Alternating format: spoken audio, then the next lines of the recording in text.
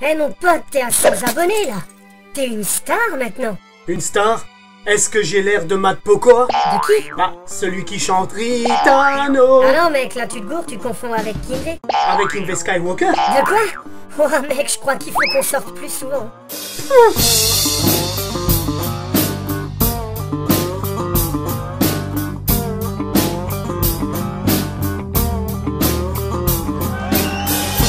Merci, salut tout le monde, c'est Cisoen. Yo les stouquettes, ça baigne? Bienvenue dans cette nouvelle vidéo qui s'intitule De quoi? Alors dans cette vidéo on parlera du grand sujet, la console contre le PC. Au sommaire de cette vidéo, la console face au PC, même si aujourd'hui il n'y a aucun doute sur la supériorité du PC, cela va-t-il changer demain? Les différences sont de plus en plus infimes. Si le PC avait le même prix que la console existerait-elle encore? Car aujourd'hui, c'est bien le prix qui détermine le choix du consommateur. En deuxième partie, au bout du compte, est-ce que ces deux produits n'en formeront plus qu'un? Quelle est l'utilité d'avoir une console qui fait PC ou d'avoir un PC qui fait console? Pour certaines personnes, avoir un produit bien fini est bien plus avantageux que de devoir sans cesse mettre à jour des pièces qui coûtent un bras.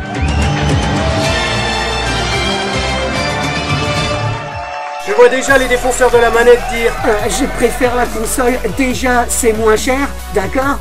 Et on n'a pas besoin de changer les pièces tous les 2 mois pour être à jour. contre les joueurs de PC dire Les joueurs console sont des mecs fauchés qui peuvent pas se payer ta qualité.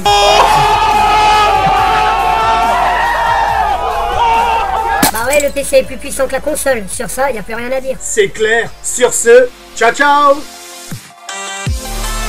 Si la question était lequel est le plus puissant, oui, la question s'arrêterait là. Bah alors, développe.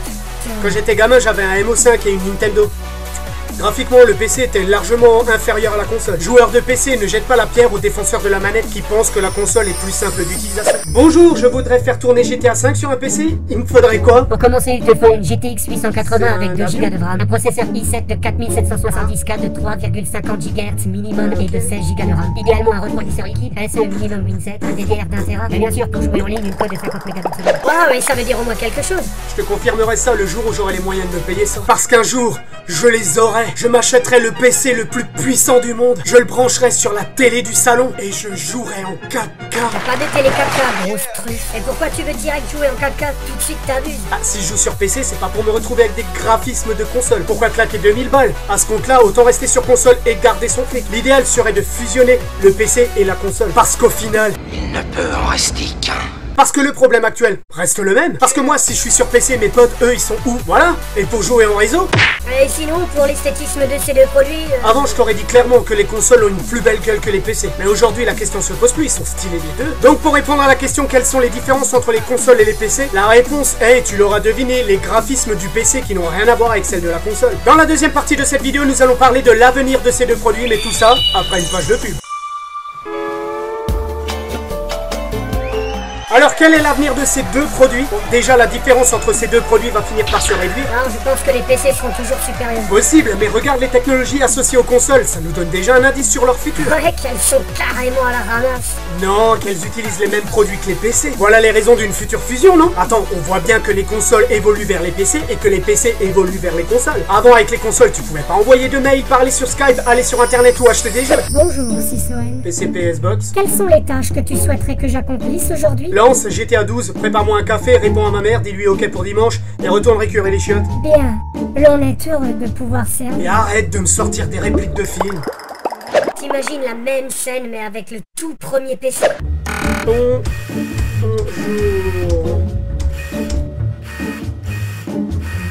Prépare-moi un café.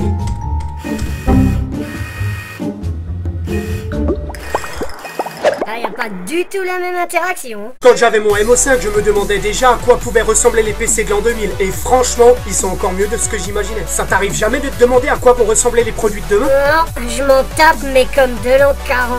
Toi, ça m'étonne pas, tu fais partie du produit. Quoi? Déjà je suis pas un produit, ok? Oula, tu vas te calmer ou je te dégage et je prends Mario dans l'équipe. T'oserais pas, t'as pas de couilles. Ok, c'est bon. Putain, comme tu stresses tout de suite. Truc de fou. Bon, quoi qu'il en soit, on ne peut qu'imaginer à quoi vont ressembler les produits du futur. Ouais, t'as remarqué, j'aime imaginer à quoi va ressembler le futur. Donc pour répondre à la question, au final, qui sera le plus puissant? La réponse est, il n'est pas ridicule qu'au final, il n'en reste plus qu'un. Donc la question ne se pose plus. Voilà, j'espère que cette vidéo t'aura plu. Si c'est le cas, like. Entre parenthèses, j'aimerais bien atteindre les 20 likes. Ce serait cool de m'aider à les atteindre. Partage et surtout abonne-toi. Si tu as la moindre question sur le sujet qu'on vient d'aborder, n'hésite pas, je me ferai vraiment une joie d'y répondre. Dans la prochaine vidéo, on parlera des jeux vidéo inspirés des films. Et est-ce qu'on peut prendre n'importe quel film pour en faire un jeu vidéo? On se retrouve très vite dans ma prochaine vidéo et en attendant, portez-vous bien. Ciao, ciao!